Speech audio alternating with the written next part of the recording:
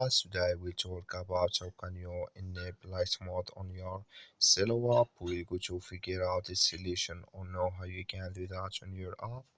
So you just follow this ways, then it's going to work with you to add or change to light mode. So all you have to do, just go here above this sign, click on it. So then it's going to show for you a list like this here. Then all you have to do, just click here on options. When you just click on it, it's going to take you to this list here. So then all you have to do now, just click here on appearance. You just click on it, then it's going to take you to this list here. Come here to theme, just click in this sign, then it's going to show for you a list like this here. Click here on white.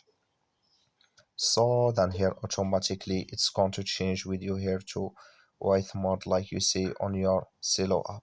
That's all you have to do. Thank you for watching. Don't forget to support us by liking, subscribing.